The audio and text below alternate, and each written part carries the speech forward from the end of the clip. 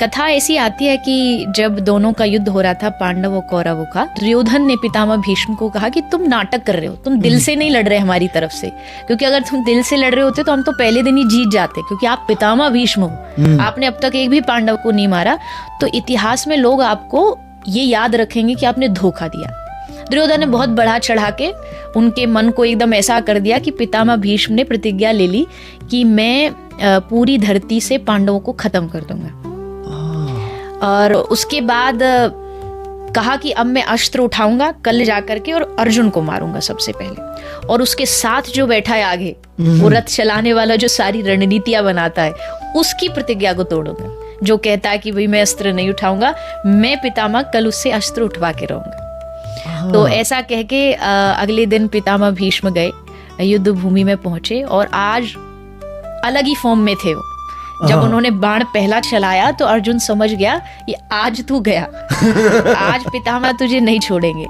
उसने पितामह ने इतने बाण चलाए कि अर्जुन के बाजू का जो होता है, क्षत्रियों का कवच होता है, वो टूट गया, मुकुट गिर गया, यहाँ तक कि ध्वजा गिर गई।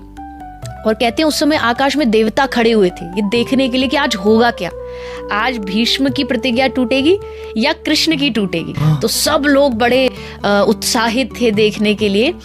और तब जब कृष्ण ने देखा कि अर्जुन का सब कुछ खत्म हो रहा है और अब बाणों पे बाण, शरीर में खून रक्त बह रहा है, तो कृष्ण कूदे रथ से। उन्होंने रथ का पहिया उठाया और पहिया उठा के पितामह भीष्म की ओर बड़े क्रोध में दौड़े, ऐसे दौड़े कहते पीताम्बर गिर गया ठाकुर जी का, मुकुट टेढ़ा हो गया, मतलब आज छोड़ेंगे नहीं पितामह भीष्म को, ऐसे आवेश में ठाकुर जी भागे।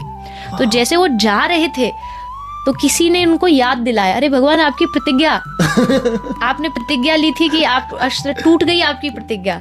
तब भगवान ने कहा मेरी कोई प्रतिज्ञा नहीं है, मेरी एक ही प्रतिज्ञा है, अपने भक्त की प्रतिज्ञा रखना ही मेरी सबसे बड़ी प्रतिज्ञा है। इसलिए कहते हैं अपनो मान भले टल जाए, पर भगत का मान न टलते देखा।